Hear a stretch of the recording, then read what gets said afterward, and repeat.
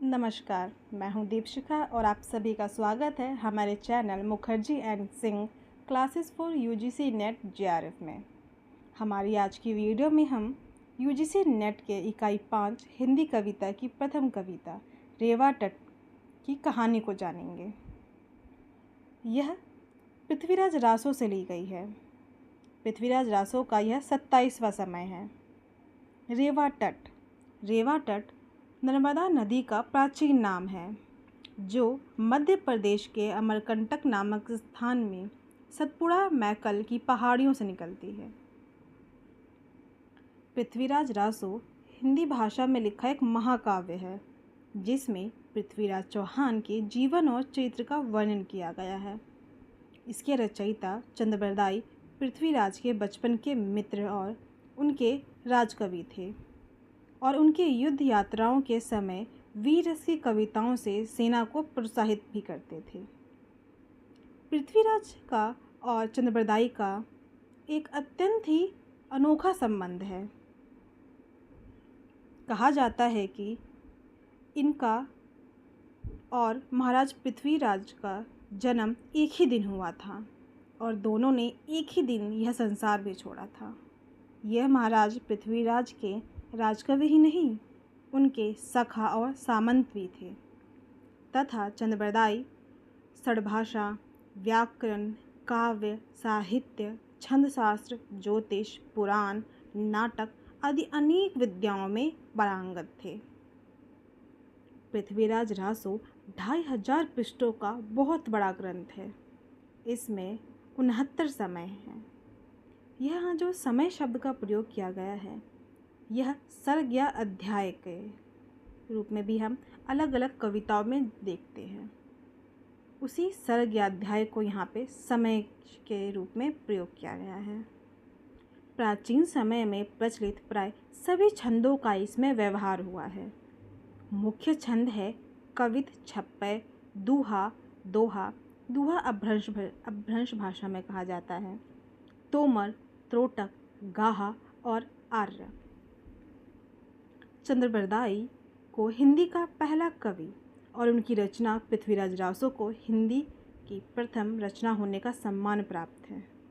पृथ्वीराज रासो हिंदी की सबसे बड़ा काव्य ग्रंथ है। इसमें 10,000 से अधिक छंद हैं और तत्कालीन प्रचलित 6 भाषाओं का प्रयोग किया गया है।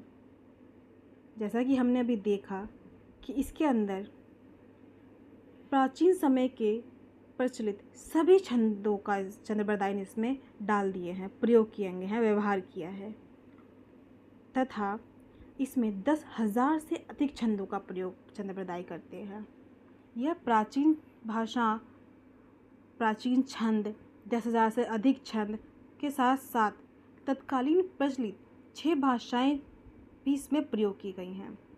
इसी कारण से हम देखते हैं कि चंद्रबरदाई को हिंदी का प्रथम महाकवि माना जाता है और इनकी इस पृथ्वीराज रासो को हिंदी का प्रथम महाकाव्य की उपाधि से सम्मानित किया गया है। आगे बढ़ते हैं। इस ग्रंथ में उत्तर भारतीय क्षत्रिय समाज व उनकी परंपराओं के विषय में विस्तृत जानकारी मिलती है। इस कारण ऐतिहासिक दृष्टि से भी इसका बहुत महत्व है। वह भारत के अंतिम हिंदू सम्राट पृथ्वीराज चौहान तृतीय के मित्र तथा राजकवि थे।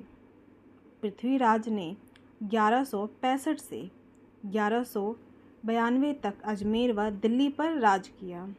यही चंद्रबरदाई का रचना काल भी है। जैसे मैंने पूर्व ही आपको बताया कि कहा जाता है कि चंद्रबरदाई और महाराज पृथ्वीराज का जन्म एक ही दिन हुआ और दोनों ने एक ही दिन संसार छोड़ा। इसलिए माना जाता है कि जो पृथ्वीराज का शासनकाल था, समय था, वही चंद्रबरदाई का भी रचनाकाल था। यह रचनाकाल का समय था। आगे बढ़ते हैं। पृथ्वीराज रासो में 69 समय हैं। रेवा तट समय पृथ्वीराज रासो का 27वां समय है। इसमें दिल्ली के महान राजा पृथ्वीराज चौहान तथा शहाबुद्दीन गौरी के रेवा तट पर होने वाले संघर्ष का वर्णन है। जब शहाबुद्दीन को अपने गुप्तचरों द्वारा ज्ञात होता है कि पृथ्वीराज चौहान रेवा तट के समीप वनाखेट में रत हैं। अर्थात जब उन्हें पता चलता है शहाबुद्दीन गौरी को कि पृथ्वीराज चौहान रेवा तट के समीप शिकार में व्यस्त हैं, तो वह अपनी सेना सहित पृथ्वीराज पर आक्रमण कर देता है। परंतु पृथ्वीराज चौहान शीघ्र ही मोर्चा संभाल लेते हैं और उनकी सेना को छिन्न भिन्न करके उन्हें बंदी बना लेते हैं। अंततः स्पष्ट है कि प्रयुक्त कविता में युद्ध का वर्णन है। आइए अब हम रेवा तट समय की कथा को जानते हैं। पृथ्वीराज चौहान के सेनापति चामुंडा राय देवगिरी को जीतने के बाद कवियों ने पृथ्वीराज चौहान की कीर्ति का बखान किया। यहाँ से कई प्रश्न बनते हैं, जैसे कि देवगिरी को किसने जीता था? देवगिरी को पृथ्वीराज चौहान के सेनापति चामुंडा राय ने जीता था। और यहाँ पे ये भी देखने को पता चलता है कि जीता तो चामुंडा राय ने था देवगिरी को, परंतु उनके कवियों ने बखान किसका किया? पृथ्वीराज चौहान की कीर्ति का बखान हुआ। एक दिन चामुंडा राय ने पृथ्वीराज से कहा कि रेवा नदी के तट पर ऐरावत हाथी के समा बहुत से हाथी पाए जाते हैं। यहाँ फिर एक महत्वपूर्ण चीज़ कि पूछ ली जाती है परीक्षा में कि पृथ्वीराज से किसने कहा था रेवा तट पे जाने के लिए? तो वह थे चामुंडा राय। चामुंडा राय ने कहा था रेवा तट पे उनको जाने के लिए। और ऐरावत हाथी का जिक्र यहाँ पे आया है। यह वही ऐरावत हाथी है जो समुद्र मंथन से उत्पन्न हुए थे और भगवान शिव ने देवताओं के राजा इंद्रदेव को उनके वाहन के स्वरूप दे दिया था, अर्थात देवताओं को दे दिया था। अतः आप रेवा तट पर शिकार खेलने चलें। तभी पृथ्वीराज चौहान ने कवि चंद से पूछा कि ये देवताओं के वाहन पृथ्वी पर कैसे आ गए? कवि चंद्रबरदाई ने उत्तर दिया कि हे महाराज, हिमालय के पास एक बहुत बड़ा वट वृक्ष था जो कि 100 योजन तक फैला था। वट वृक्ष अर्थात बरगद का पेड़ था जो कि 100 योजन तक फैला था, अर्थात बहुत दूर दूर तक फैला हुआ था। एक दिन हाथियों ने विचरण करते हुए उस वृक्ष की शाखाएं तोड़ी और ऋषि दृगपता का आश्रम उजाड़ डाला। इस बात से क्रोधित होकर ऋषि ने मदांध हाथियों को श्राप दे दिया। इस कारण हाथी तब से गतिविहीन हो गए। तब मनुष्य ने उन्हें अपनी सवारी बना लिया। कवि चंद ने आगे बताया कि अंग देश के एक वन में लोहिताक्ष सरोवर पर उन श्रापित हाथियों का झुंड क्रिया करता था। उसी वन में पालकाव्य ऋषि रहते थे जिनकी हाथियों से अत्यंत प्रीति थी। राजा पृथ्वीराज ने पूछा कि हे कविराज, उन ऋषि की हाथियों से इतनी प्रीति का कारण क्या है? कवि ने बताया कि एक बार ब्रह्म ऋषि को घोर तपस्या में रत देखकर देवराज इंद्र डर गए और उनकी तपस्या को भंग करने के उद्देश्य से उन्होंने रंभा अप्सरा को ऋषि के पास भेजा। पहले हमने देखा कि कौन थे ऋषि की बात हुई थी, ऋषि दृगतपा की, कि उनके आश्रम पे को उजाड़ दिया था। आगे यहाँ पे बात होती है पालकाव्य ऋषि की। उन्होंने श्राप दिया था दृग ऋषि ने, और पालकाव्य ऋषि को हाथियों से अत्यंत प्रीति थी, जिसका कारण पृथ्वीराज पूछते हैं और की कहानी को बताते हैं कि प्रीति का कारण क्या है। और वो कहते हैं कि अगर ब्रह्म ऋषि मतलब बहुत ही महान ऋषि घोर तपस्या कर रहे थे और देवराज इंद्र डर गए थे कि उन ऋषि की तपस्या से कहीं वो देवलोक पे अपना शासन स्थापित ना कर ले, उनको उनके सिंहासन से हटा ना दे, इसलिए उन्होंने एक अप्सरा रंभा को ऋषि को भटकाने के लिए उनकी तपस्या को भंग करने के लिए भेजा था। ऋषि ने क्रोधित होकर रंभा को हथनी होने का श्राप दे दिया। एक दिन सोते हुए एक मुनि का वीर्यताप हो गया, जिसे हाथी ने खा लिया और पालकाव्य मुनि का जन्म हुआ। पालकाव्य मुनि इसी कारण हाथियों से प्रीति रखते हैं। पालकाव्य ऋषि और वे श्रापित हाथी एक दूसरे से बड़ी प्रीति रखते थे। एक दिन उस वन में राजा रोमपाद शिकार खेलने आए और हाथियों को पकड़कर चंपापुरी ले गए। हाथी पालकाव्य से बिछड़न के कारण दुर्बल होते चले गए। उनके दीर्घकाय शरीर कृशकाय हो गए। फिर पालकाव्य ऋषि वहाँ आए और उनकी काफ़ी सेवा की। कोंपल, पराग, पत्ते, छाल, शाखाएं आदि खिलाकर ऋषि ने उन्हें स्वस्थ कर दिया, जिससे सभी हाथी पुनः हष्टपुष्ट हो गए। पालकाव्य से बिछड़ जाते हैं हाथी। राजा रोमपाद शिकार करने आते हैं और हाथियों को पकड़ के अपने राज्य चंपापुरी ले जाते हैं और उनके बिछड़ने से बिछड़ने के शोक में हाथी दुर्बल हो जाते हैं। पालकाव्य वापस आते हैं और उनकी सेवा करके उनको खिला पिला के वापस हष्टपुष्ट कर देते हैं। कवि चंद का हाथियों के विषय में यह वृत्तांत सुनकर राजा पृथ्वीराज को बड़ा हर्ष हुआ। तभी चामुंडे राय ने पृथ्वीराज से कहा कि हे राजन, रेवा तट पर बड़े दांतों वाले हाथियों के साथ साथ मार्ग में सींग भी मिलेंगे। आप उनका भी शिकार कर सकते हैं।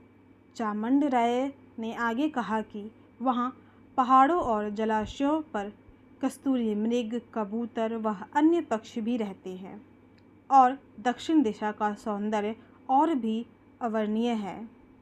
यह सुनकर पृथ्वीराज ने सोचा कि मेरे वहाँ जाने से जयचंद को भी ईर्ष्या होगी। साथ ही स्थान भी रमणीक है। यहाँ पे जयचंद का जिक्र आया हुआ है। यह जयचंद पृथ्वीराज के चचेरे भाई भी हैं और उनके ससुर भी हैं। इनकी कथा भी पृथ्वीराज रासु में बताई गई है कि जयचंद की बेटी संयुक्ता के लिए जयचंद स्वयंवर समारोह का आयोजन करते हैं, जिसमें वह पृथ्वीराज को आमंत्रित नहीं करते हैं। लेकिन संयुक्ता पृथ्वीराज से प्रेम करने लगती है और उन्हें मन ही मन अपने पति के रूप में चुन चुकी होती है, जिसका पता पृथ्वीराज को चलता है और वह समारोह में आते हैं और जयचंद के सिपाहियों से लड़कर राजकुमारी को भगा ले जाते हैं। इससे जयचंद और पृथ्वीराज की शत्रुता और बढ़ जाती है। यह आप आगे की पृथ्वीराज रासु की पूरी कहानी पढ़ेंगे तो उसमें ज़्यादा अच्छे से जान सकते हैं। हम आगे बढ़ते हैं। अतः चौहान ने रेवा तट की ओर प्रस्थान कर दिया। वहाँ के सभी राजाओं ने पृथ्वीराज का स्वागत किया और पृथ्वीराज ने भी वहाँ खूब शिकार का आनंद लिया। उसी समय लाहौर के शासक चंडपुंडीर दाहिम का पत्र मिला, जिसमें लिखा था कि शहाबुद्दीन गौरी ने चौहान पर आक्रमण करने के लिए एक बड़ी सेना तैयार की है। चंडपुंडीर के पत्र को पढ़कर चौहान लाहौर की ओर चल दिए। पृथ्वीराज ने सभी सामंतों में मंत्रणा करके गौरी से युद्ध की घोषणा कर दी। चंडपुंडीर ने अपनी सेना को लाहौर में गौरी की सेना को रोकने के लिए सावधान कर दिया। गौरी ने चिनाब नदी को पार किया, जहां उनका मुकाबला चंडपुंडीर से हुआ। चंडपुंडीर ने अपने 5 वीर पुत्रों के मरते ही गौरी के सामने आत्मसमर्पण कर दिया। तभी चौहान के दूतों ने उसे बताया कि तातर मारुख खां गौरी का प्रधान सेनापति लाहौर के केवल 5 कोस दूरी पर ही है। यह सुनकर पृथ्वीराज ने गौरी की सेना पर आक्रमण कर दिया।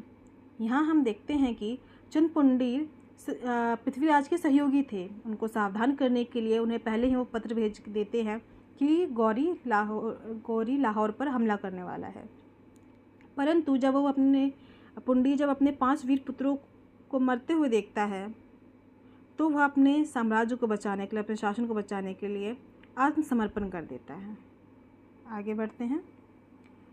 यहाँ पे हम देखेंगे आगे कि किस प्रकार से युद्ध गौरी और पृथ्वीराज चौहान के युद्ध के दृश्य को बताया गया है। नगाड़े के बजते ही हाथियों के घंटे घनघना गए। चौहान की सेना के लोहे के बाणों को देखकर गौरी की सेना घबरा गई दोनों ओर की सेनाएं भिड़ गईं। चौहान पक्ष के साथ साथ गौरी पक्ष के भी अनेक वीर योद्धा मारे गए।